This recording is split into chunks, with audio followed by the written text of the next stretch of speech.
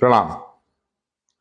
नवरात्रि आने वाली है या नवरात्रि के अलावा भी हम लोग जो हवन करते हैं, तो हवन में किस प्रकार से हम कौन सी सामग्री का उपयोग करें, कौन सी सामग्री श्रेष्ठ है, ये अक्सर जनमानस के मानस में, दिमाग में ये प्रश्न रहता है। तो आज के इस वीडियो में मैं माँ दुर्गा की, जब आप साधना कर रहे हैं, नवरात्रि में कर रहे हैं, कभी भी हवन कर रहे हैं, तो किस प्रकार से आप घर में ही जो है वो अ, हवन सामग्री का निर्माण करें, कौन कौन से पदार्थ, कौन कौन सी वस्तुओं का किस प्रकार से आप मिलाएं, ताकि आपको जो भी आपकी मनोकामना है वो पूरी हो। या कोई मनोकामना नहीं भी है तो ऐसी कौन सी वस्तुएं हैं जो माँ दुर्गा को प्रिय हैं, और साथ में ये भी मैं आपको बताऊंगा कि हवन क्यों करते हैं, ये जानना आप सबको बहुत जरूरी है। और उसके पहले मेरा आप सबसे निवेदन है कि अगर कोई भी आपको ये जो भी जानकारी है वो अगर अच्छी लगती है, तो इसको निस्वार्थ भाव से आप जितना हो सके उसको शेयर जरूर करिएगा इस वीडियो को, क्योंकि ये जो इन्फॉर्मेशन है, ये जानकारी है, सभी तक जाना अत्यंत आवश्यक है। ये नवरात्रि में जब हम हवन करते हैं, जो कि माँ को प्रसन्न करने का सबसे बेहतर तरीका अगर कोई है तो वो हवन ही है। ठीक है। तो हवन में जब आप निर्माण करें हवन सामग्री का, तो पहला नियम तो ये है कि जो अनाज मिलाया जाता है, जो अन्न मिलाया जाता है, वो किस प्रकार से मिलाया जाता है।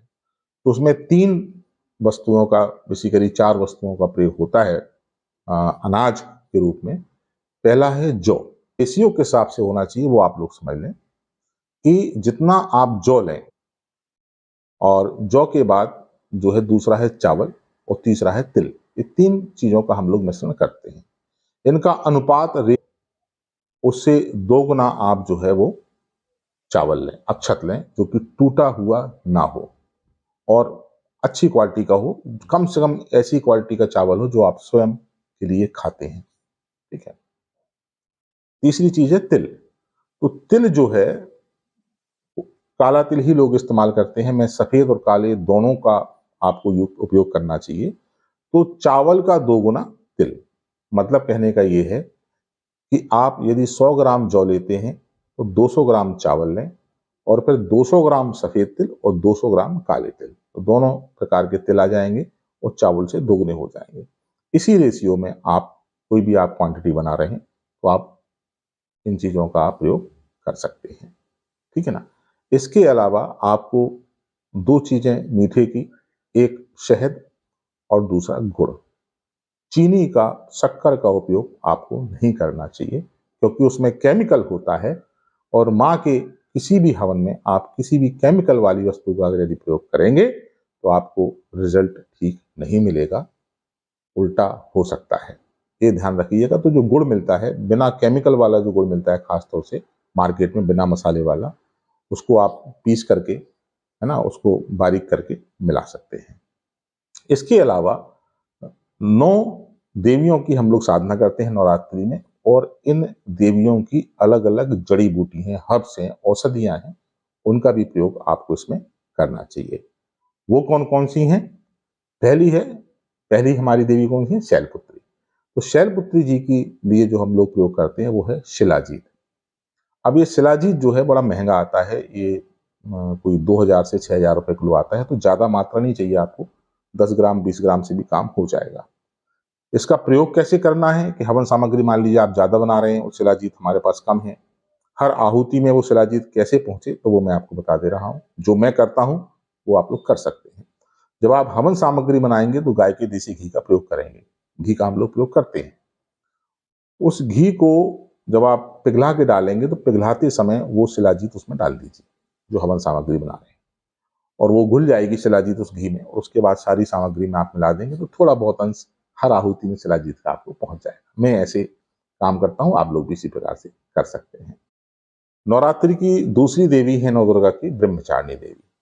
इनके लिए जो हर्ब्स का प्रयोग होता है औषधि का, वो है ब्राह्मी। तो ब्राह्मी आपको जो है वो मिल जाएगी। ब्राह्मी का पाउडर भी इस्तेमाल कर सकते हैं। ब्राह्मी राव भी आती है, जड़ी बूटियों की दुकान पे आपको मिल जाएगी। उसको आप लोग टुकड़े करके इस्तेमाल कर लें, नहीं तो ब्राह्मी का पाउडर आपको आयुर्वेद की दुकानों पर मिल जाएगा, वो भी आप प्रयोग कर सकते हैं। तीसरी हमारी माता हैं चंद्रघंटा। उनके लिए जो औषधि प्रयोग होती है वो होती है सहदेवी। सहदेवी भी आपको जड़ी बूटी की दुकान पे मिल जाएगी।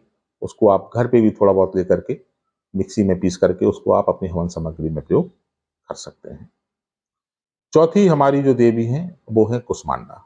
उनके लिए कुम्हड़ा या लौकी दो तरह का प्रयोग किया जाता है। तो अब कुम्हड़ा जो है, क्या करना है कुम्हड़े का, तो कुम्हड़ा जैसे पीठा बनता है वो मिल जाएगा आपको मार्केट में।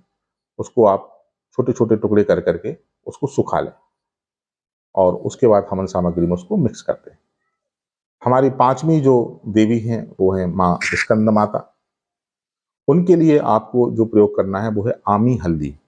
नॉर्मल हल्दी अलग होती है, आमी हल्दी अलग होती है। आमी हल्दी आपको मार्केट में मिल जाएगी, जड़ी बूटियों की दुकान पे मिल जाएगी, उसका प्रयोग करना है।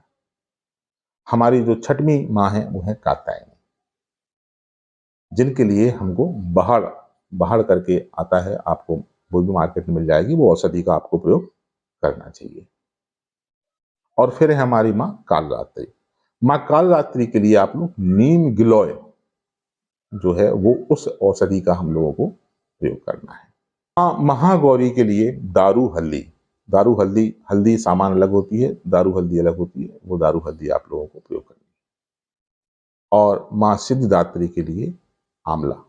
तो सूखा हुआ जो आंवला आता है बाजार में आपको मिल जाएगा, उसके जो अंदर के बीज होते हैं वो निकाल करके उस आंवले को पीस करके आप छोटे छोटे टुकड़ों में या बारीक पाउडर भी आप आंवले का प्रयोग कर सकते हैं। तो ये 9 देवियों की 9 औषधि है, 9 सामग्री है, जो आपने, जो मैंने अनाज बताया था उसमें आपने मिश्रित करना चाहिए।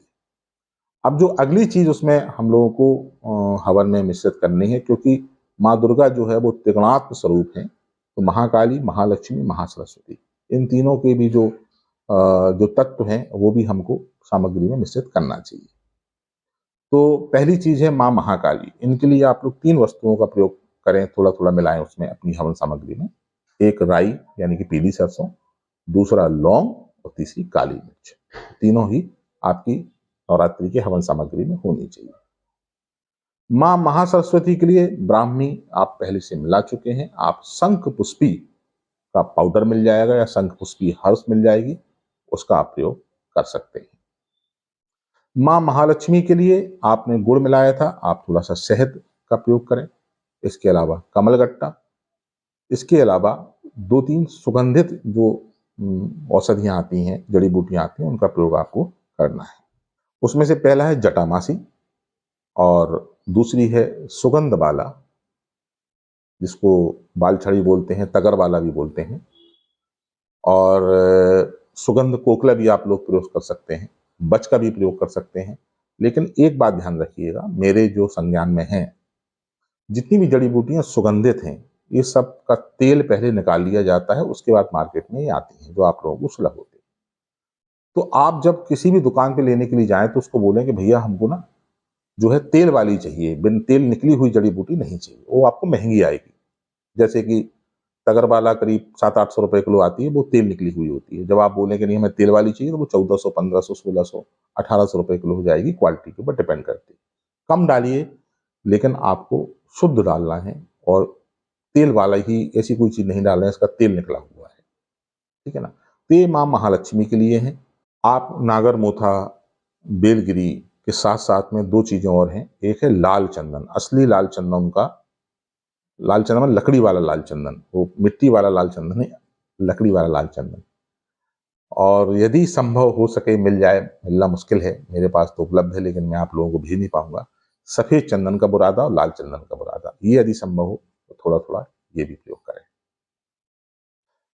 हवन जो है वो हम क्यों करते हैं, उसका एक जो वैज्ञानिक महत्व है वो ये है कि वातावरण को शुद्ध करता है। तो जब आप शुद्ध जड़ी बूटियों का हवन में प्रयोग करते हैं, वातावरण शुद्ध होता है, तो इस प्रकार से आप माँ भगवती की साधना कर रहे हैं। दूसरी बात आप सबको ये समझनी है, इससे पहले कि मैं बाकी सामग्री बताऊं, कि हवन जो है भोजन है देवी देवताओं के लिए। आप जब माँ दुर्गा को भोजन करवा रहे हैं, या उनके गणों को, उनके परिवार के सदस्यों को, उनके टीम के लोगों को हवन भोजन करवा रहे हैं, तो किस प्रकार की सामग्री और कितनी शुद्धता के साथ होनी चाहिए, ये निर्णय यदि आप देवी भक्त हैं तो स्वयं लें, किसी के कहने पे ना आए। हवन मेरे जीवन का एक ही चीज है कि मैं हवन रोज करता हूँ और बहुत हवन करता हूँ, और हवन से ही मैंने बहुत सारे काम लोगों के सिद्ध किए हैं। केवल हवन से भगवती में से हवन से प्रसन्न रहती है, क्योंकि मैं दुनिया की सर्वश्रेष्ठ सामग्री से हवन करने का प्रयास करता हूँ। तो जब भी कोई यजमान आता है, किसी का ऐसी चीज है कि बीमारी है, डॉक्टरों को समझ में नहीं आ रही है, जब डॉक्टर अपना काम कर चुके हैं, कुछ समझ नहीं आ रही है, जब अगर कोई मेरे पास आता है तो मैं सिर्फ एक ही चारा है, भगवती को हवन करता हूँ, और 90% केसेस में सफलता भी मिलती है। हम लोग नवरात्रि में भी हवन मैं हर साल करता हूँ, और वैसे भी हवन होता है। तो जब कभी भी यदि आप हवन नहीं कर पा रहे हैं तो आप वैदिक ऊर्जा को संपर्क कर लें, जितनी भी आहुति से चाहें, उसका धन है, क्योंकि सामग्री हम तो जो इस्तेमाल करते हैं इसमें और भी बहुत सारी चीजें होती हैं, बहुत महंगी मैं प्रयोग करता हूँ, क्योंकि मैं चाहता हूँ कि माँ दुर्गा को वो अर्पण किया जाए जो दुनिया में सर्वश्रेष्ठ है, ना कि सबसे सस्ता और घटिया है। ठीक है। इसके तो ये आप यदि आप हमारे माध्यम से हवन संकल्प ले लीजिए, आपके नाम से यहाँ पे हवन हो जाएगा। कुछ लोगों का मैं स्वयं करता हूँ विशेष स्थिति में, और नहीं तो हमारे आचार्य करते हैं। संकल्प ले लेंगे, आपके माध्यम से कर देंगे, आपके पास तक सकारात्मक ऊर्जा भगवती की निश्चित रूप से पहुंच जाएंगी। ऐसा ही होता आया है, ऐसा मेरा अनुभव है, इसलिए मैं आपसे कह रहा हूँ। खैर, सामग्री में वापस आते हैं। तो ये हर्ब्स आपको मिलानी है, और इसके अलावा पंचमेवा, तो आप जो गरी का गोला है वो छोटे छोटे कर लीजिए, और छुआरा ले लीजिए, किशमिश, मखाने और बादाम, ये 5 मेवा आप प्रयोग कर सकते हैं। इसके अलावा जो मैं वस्तुएं अपने लिए प्रयोग करता हूं वही आपको बता रहा हूं। मैं कोई लिखी पढ़ी बात बिल्कुल नहीं बता रहा हूं। मैं पढ़ने के बाद जो मैंने अनुभव से पाया है वो आपको बता रहा हूं। मेरा अनुभव है, जो सही भी हो सकता है, गलत भी हो सकता है, लेकिन मैं अपने चैनल के माध्यम से सिर्फ आपको अपना अनुभव बता रहा हूं। आप सहमत भी हो सकते हैं, असहमत भी हो सकते हैं। इसके अलावा फूलों की पत्तियां, तो गुलाब की पत्ती, टेसू के फूल की पंखुड़ियां, और गेंदे के फूल की पंखुड़ियां, चमेली के फूल, गुड़हल के, आपको जितने प्रकार के अच्छे फूल मिले जो माँ के प्रिय हैं, सबको सुखा दीजिए, और ये हवन सामग्री में आप मिश्रित कर दीजिए। तो ऐसे करके आपकी बहुत ही दिव्य हवन सामग्री, ये हर्ब्स के साथ में वो अनाज बताया, गुड़ बताया, और इन सबको फिर हम लोग गाय के घी से ही, गाय का घी ही आपको जुगाड़ करना है। जुगाड़ इन द सेंस कि आपको पैकेट वाला अपना लेके आए। आप किसी गाय वाले से, किसी गौशाला से आप हवन के लिए कम से कम महंगा पड़े तब भी आप कोशिश करें कि ले लें, और उसके माध्यम से आप भगवती का हवन करें। हवन का वीडियो हमारे चैनल में उपलब्ध है। यदि आपको नवरात्रि से के लिए अलग से केवल नवरात्रि का हवन चाहिए है तो आप कमेंट में लिखें, और ताकि हम उसका भी वीडियो बना देंगे। आप केवल स्वाहा बोलिए और आहुति दीजिए, ऐसा भी हो जाएगा, लेकिन आप लोग कहेंगे तो वो आप लोगों की बुला दी जाएगा। निवेदन आपसे ये है कि आप इस वीडियो को शेयर जरूर करें, लोगों तक ये जानकारी पहुंचनी चाहिए। अच्छी लगे तो शेयर करें, नहीं अच्छी लगी हो तो कोई बात नहीं, क्षमा मांगता हूँ आप सबसे। ठीक है, तो आप सबका जीवन शुभ हो। आप लोगों के हवन सामग्री से जुड़े हुए कोई भी प्रश्न हो तो आप बिल्कुल कमेंट में पूछें, और मैं सभी के उत्तर देने का प्रयास करूंगा। आप सबका जीवन शुभ।